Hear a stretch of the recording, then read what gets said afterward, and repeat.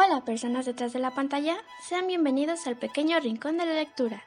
Este día, Eric, Minerva, Enrique y yo, María, les hablaremos de un libro llamado La síntesis de la imagen. Lo sé, no tiene un nombre muy llamativo, pero les aseguro que es encantador. Les advierto que tiene palabras complejas, pero eso no será problema, pues estamos dispuestos a explicarlo con detenimiento. Empecemos. El propósito del libro es crear una guía para las personas que quieran hacer o entender un mensaje visual sin necesidad de ser un profesional en el tema. Nos da nuestro mejor aliado, una cartilla con componentes y recursos visuales. Conozcamos los primeros conceptos que nos ayudarán a entender los elementos más importantes del libro. ¿Sabes qué es la alfabetidad verbal? ¿Recuerdas tus primeros días en la escuela cuando te enseñaban que dos palitos forman una pirámide con otro palito cruzado era algo que se llama A? Y que si a esa A le sumas una viborita llamada S, se pronuncia AS. Ese proceso de aprendizaje de símbolos y sonidos es la alfabetidad verbal. Diferente al lenguaje, que es lo que conoces desde que naces e incluso un poco antes. Ahora, existe algo que se llama alfabetidad visual. Realmente no tiene una definición establecida, pero nos ayuda a comprender mejor las cosas que vemos. Nuestro querido autor nos dice que existe algo llamado datos visuales, los cuales presentan tres niveles distintivos e individuales. El input visual, que consiste en una mirada a los sistemas de símbolos, el material visual representacional, que es lo que vemos y que podemos reproducir, por ejemplo, en el dibujo, y por último, la infraestructura abstracta, o forma de todo lo que vemos. Algo que también debemos tomar en cuenta es que hay elementos visuales que nos ayudan a entender lo que vemos en una imagen. El autor llama esto inteligencia visual.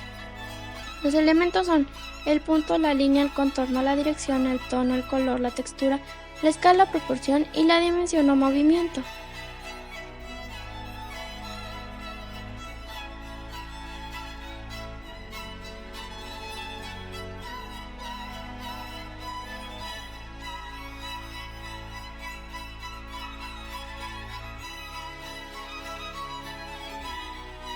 Existen muchísimas técnicas visuales que permiten dar solución a problemas visuales en una composición.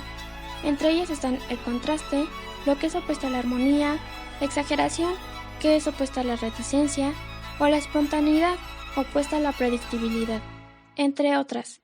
En verdad son demasiadas, tanto así que nos llevaría todo el video tan solo mencionándolas. Dicho todo lo anterior, ya podemos empezar a hablar de las herramientas sumamente importantes que nos ayudan a la composición de una obra, diseño o mensaje visual. La percepción. La percepción es un mecanismo individual que realizan los seres humanos, que consiste en recibir, interpretar y comprender las señales que provienen desde el exterior, codificándolas a partir de una actividad sensitiva.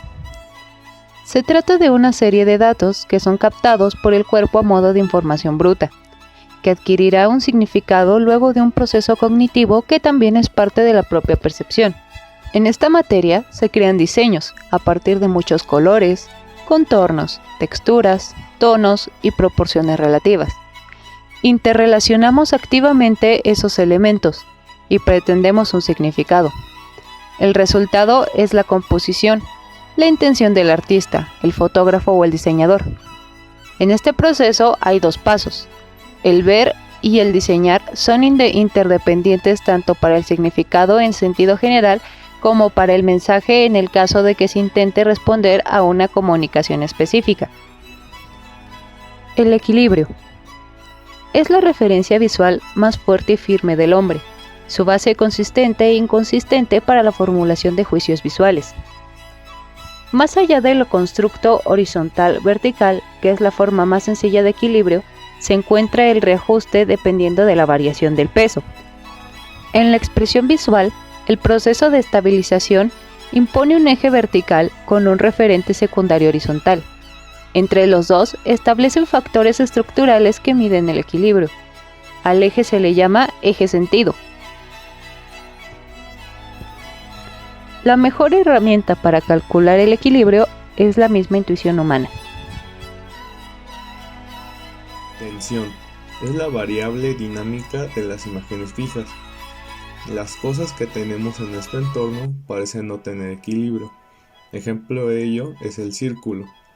Para compensar este desbalance solemos colocar un eje vertical por el medio de la figura para determinar el equilibrio de la forma y el eje horizontal para complementar la sensación de estabilidad. Es más complejo hacer lo anterior con figuras irregulares. Si se hacen ligeros cambios en la figura, el eje sentido se mueve también. La conexión entre la tensión relativa y el equilibrio relativo se pone de manifiesto en cualquier figura regular. En diseño, si ponemos dos círculos juntos, pero uno con el radio más alejado del eje, la vista será atraída por ese. El proceso de establecimiento del eje vertical y de la base horizontal atrae la mirada con mucha más intensidad hacia ambas áreas visuales, dándoles automáticamente una importancia compositiva mayor. Ahora veremos qué es la nivelación y el aguzamiento. La primera se caracteriza por tener armonía. Por ejemplo, si en un plano en blanco colocamos dos líneas perpendiculares entre sí que pasen por la mitad del mismo plano y ponemos un punto justo donde se cruzan estas líneas, estamos creando una nivelación.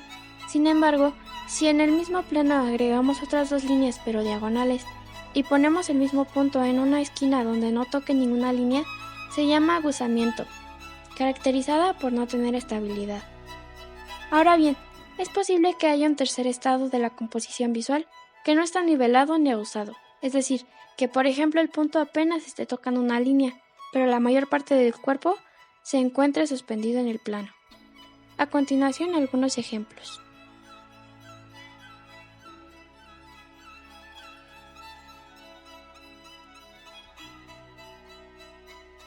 Preferencia por el ángulo inferior izquierdo. Aparte de estas influencias debidas a relaciones elementales en el mapa estructural, la tensión visual puede maximizarse de otras maneras. El ojo favorece la zona inferior izquierda de cualquier campo visual. Aunque solo sea una teoría, existe un hecho cierto y es que las diferencias de peso arriba-abajo e izquierda-derecha tienen un gran valor en las decisiones compositivas. En las relaciones visuales constituye otro principio Gestalt de gran valor compositivo, la ley del agrupamiento, que tiene dos niveles de significancia para el lenguaje visual. Un punto aislado en un campo se relaciona con el todo, como en la figura siguiente, pero al permanecer solo en la relación es un estado suave de intermodificación entre él y el cuadrado. En la siguiente figura, los dos puntos luchan en su interacción por atraer la atención, creando declaraciones comparativamente individuales a su causa de distancia mutua, y en consecuencia dando la impresión de que se repelen. En la siguiente figura hay una interacción inmediata y más intensa. Los puntos armonizan y por tanto se atraen. Cuanto más próximos están, más fuerte es su atracción. El hombre siente la necesidad de construir conjuntos enteros de unidades, en este caso de conectar los puntos en concordancia con su atracción. El segundo nivel de importancia consiste en la influencia de la similitud en dicha ley. Dentro del lenguaje visual, los opuestos se repelen y los semejantes se atraen. Por eso, el ojo pone las conexiones que faltan y relaciona automáticamente las unidades semejantes con mayor fuerza. Positivo y negativo. La significancia de lo positivo y lo negativo en este contexto denota simplemente que hay elementos separados, pero unificados en todos los acontecimientos visuales. En otras palabras, lo que domina la mirada en la experiencia visual se considera elemento positivo y elemento negativo aquello que actúa con mayor pasividad.